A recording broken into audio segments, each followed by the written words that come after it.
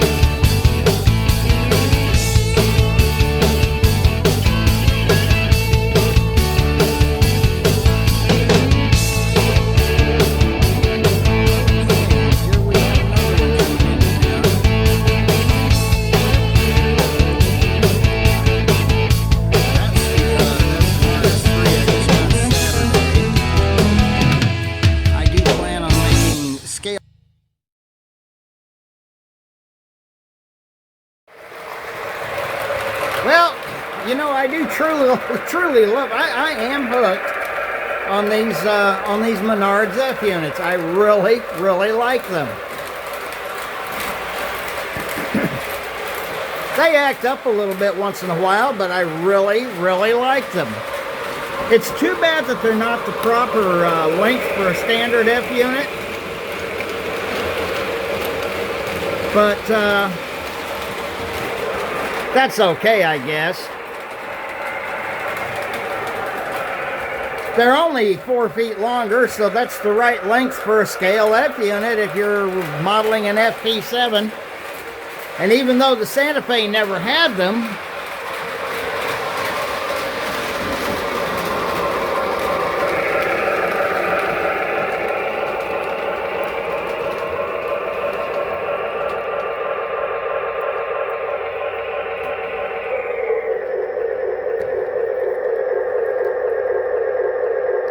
now see, when I could work with two hands, I can do both at the same time. You know, lower the motor sound and, you know, lower the motor RPMs. And, but then again, I'm sitting here holding my camera with one hand. That seems to be a big deal with, so what's the big news coming up lately? Yeah, I know, it's the riots in Los Angeles and now even in New York, I guess. But no, there's something else that it could become a very big part of model railroading, and maybe we should start a discussion on it. What do y'all think?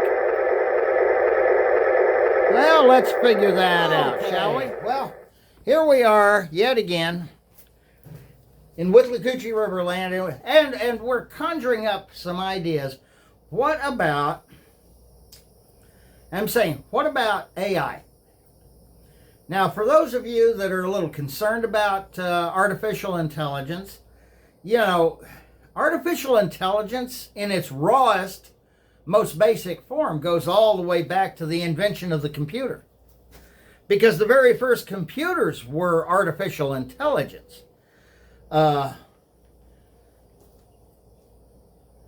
Now, can artificial intelligence, today it's getting to where you can interact with it. They've got robots out there you can interact with. Just as if they're, and they're built to look like humans and everything else. And I guess that makes it more comfortable for you. Anyway,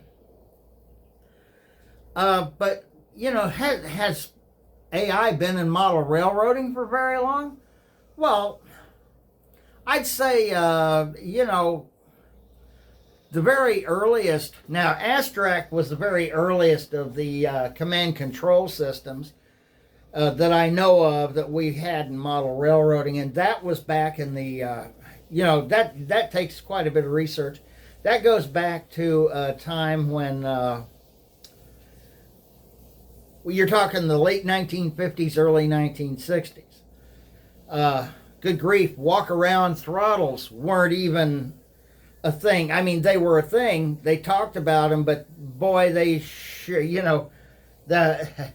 general consensus then is, oh, walk around throttles will never amount to anything.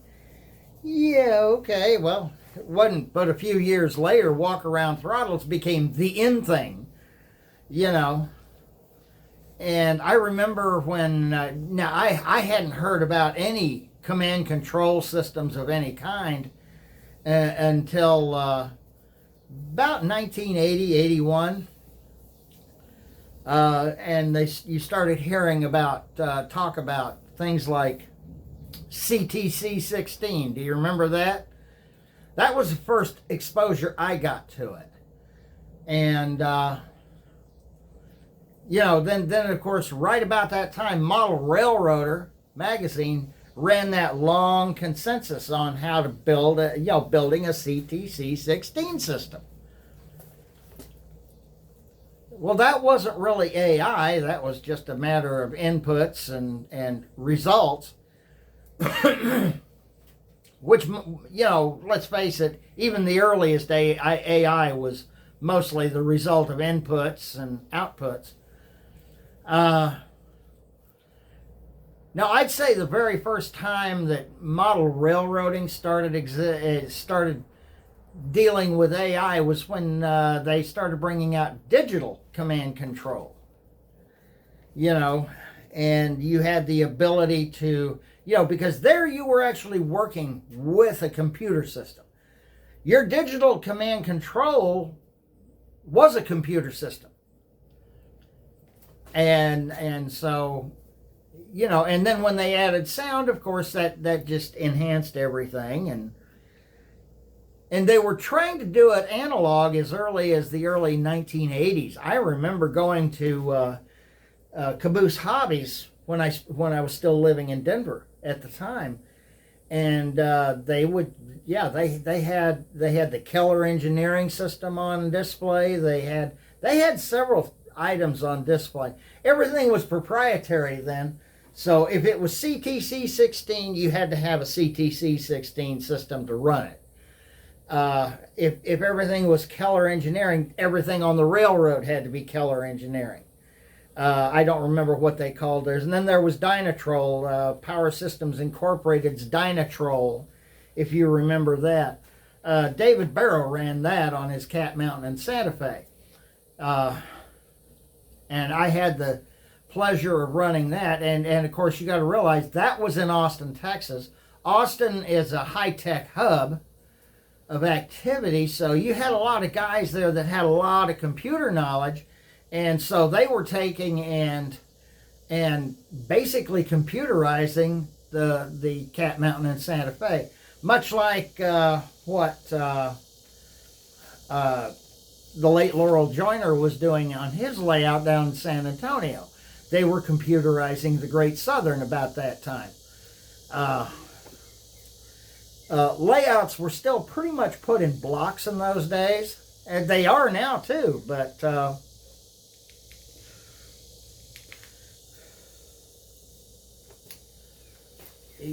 you got to figure, as far as AI went, it wasn't really artificial intelligence that were running these railroads. But that was the big thing then. And of course, everybody gravitated toward those model railroads then. Well, about 1980, late 1980s and into the early 1990s, digital command control started hitting big time. Everything was excuse me, everything was pretty much getting set up in digital command control. Well, there again, like I said, you're actually running a set of computers there. And you were, Power Systems Incorporated got into it a little bit. Some of the old line people that have been around for a while were trying to get into it, but you see, they were basically a stepping stone. Power Systems Incorporated Dynatrol was still an analog system. It wasn't running any kind of digital. When they tried to get into digital, it was time for the new guys to come in, because these old guys really didn't know what hit them. And before they knew it, they were out of business. So CTC 16, that was all done with Radio Shack parts. You go buy your parts and everything at Radio Shack, you would use a regular power pack to power it up with, and you'd send your signals through the rails. Much like MTH still does. They send their signals through the rails.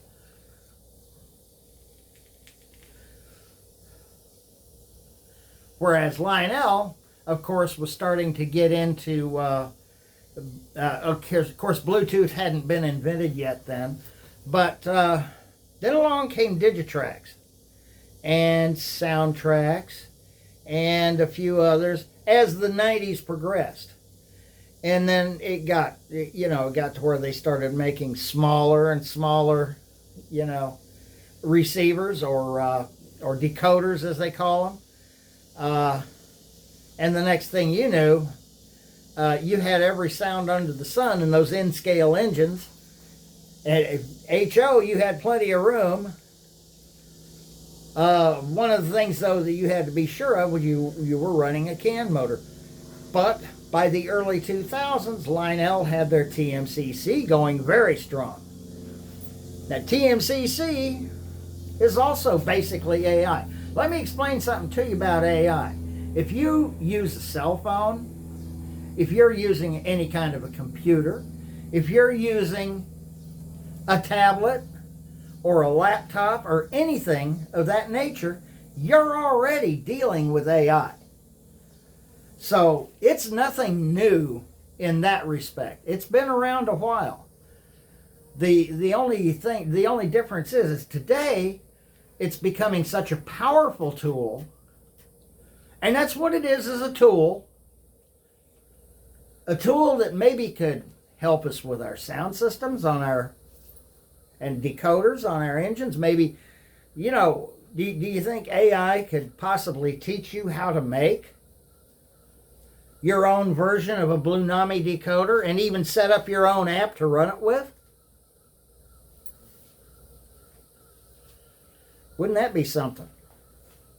I think that'd be, the electronics on your model railroad. First of all, that would make your decoder a lot less expensive, especially if you could, go in and maybe borrow a few of the sound files from Soundtracks. Not that I'm telling anybody to go and do that, but, Soundtracks probably would care to a degree if you make your own. They probably care because you're not buying their product. But, I would think that you could, and with today's technology, why wouldn't you be able to figure? You can get all the parts you need from Amazon. And the parts, the components that make up a Bluenami board are fairly cheap, including the board itself, I would imagine. Then you have Arduino. I've heard a little bit about that. I don't know much about that yet, but I intend to look into it.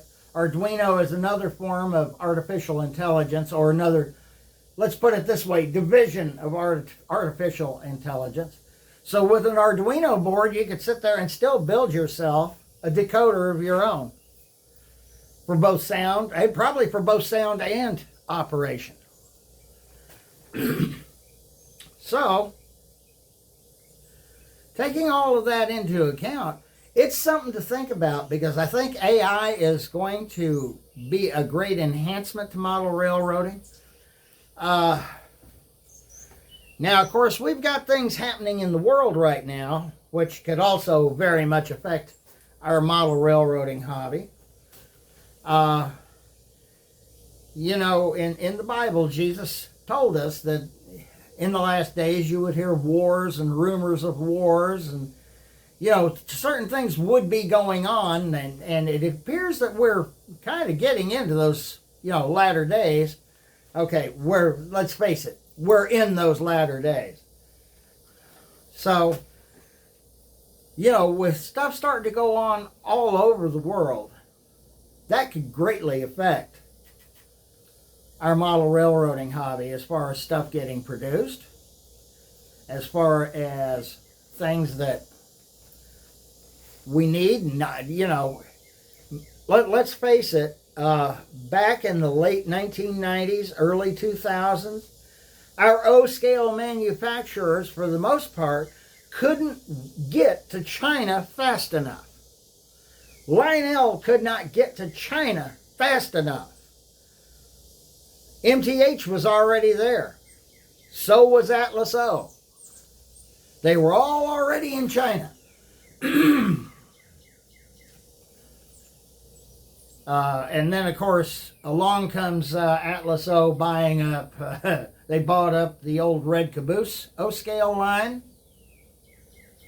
And then they bought up, they bought out the P&D Hobby O-scale line. That's where they got their F units from. That's why their F units. The molds and everything were already made for all of those cool F units. And they can produce anything from an F2 to an F9 at Atlas O.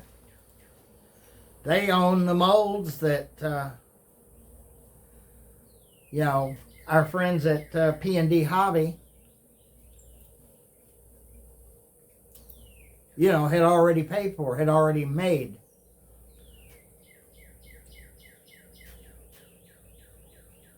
They bought out, like I said, Red Caboose. Well, Red Caboose had the GP9. I know, I've got a Red Caboose GP9. Atlas took and made improvements on it with that die-cast frame and stuff, and die-cast trucks. I think Atlas O did a bang-up job making that a much better engine than what it was from Red Caboose. Same way with the now with the you know, with the F unit shells you would buy for about $95 for a kit from P&D Hobbies. You'd pay about another $200 to $300 for the drive and the frame and everything to go with it. And the reason that you would pay that is because that was all brass. You got those beautiful brass Blomberg trucks, and yeah, that's how P&D used to advertise those trucks, was beautiful Blombergs, and they were. There's no questions that. Atlas didn't take that. Atlas wanted the shells, and that's what Atlas worked from. Did Atlas make improvements on the F units? Yeah, they made improvements that made the F units more affordable for their audience, for their buyers. So yeah, they did. They did not need what P&D Hobby was offering, because Atlas isn't a brass importer. They don't like to import brass. P&D Hobby at the time was a brass importer, or they would import brass parts or bring in brass parts. And so, now don't get me wrong, there was nothing wrong with the P&D drive. It was an excellent drive. And it was an excellent brass frame that you got with that plastic F unit. So for around $350, $400, you got a nice F unit. Now, that was back in the late 1990s and early 2000s, and it was a total shock to me when Atlas bought them out. But, hey, I also remember when P&D Hobbies brought this body shell in. The old Roco shell. Yep, I do remember. Now this is old Atlas. It's still the old Roco shell, but it's when Atlas brought it in, it had a plastic frame underneath, and it had a big can motor in it, and it had, you know, the engine was mostly plastic, built to HO standards. So if you looked at it wrong, you broke something. But I can remember when those old Atlas F9s were the only game in town. So, that all being said, that's something that could also affect our model railroading hobby. Obviously, AI can be used to affect it in a very positive way, I think. Like I said, it's a tool. It's a very high-tech tool.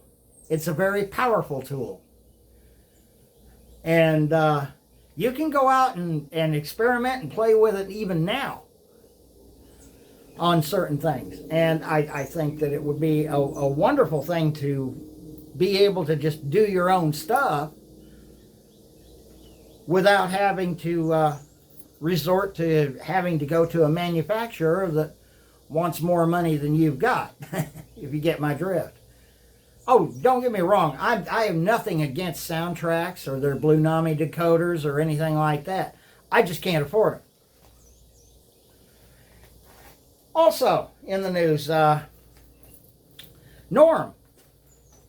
Norm's Trains just released another video with, in fact, he's released 2 more videos in the last couple of weeks. One of them, he got into doing laser cutting and stuff like that, and laser etching on mainly masonite and basswood and stuff to make some nice building flats for the Detroit 3-railers, which I think is cool. But that's not the main. The main one that he did, he's using the HO scale Blue Nami system in a little Penzi A5, and it works great. It works fine. And he shows you how he does it. That's the Chronicles of Norm number 33. It was just released in about the last week. So you may want to check that out. It's pretty interesting. So if you haven't seen that yet, get on over to Norm's Trains here on YouTube and check that out. And if you like the content, sorry. If you like the content, be sure to like and share. And, get this out there. If you don't care for the content, well, don't like it. I don't care. Nothing I can do about that. But, by all means, let's run a train and happy railroad.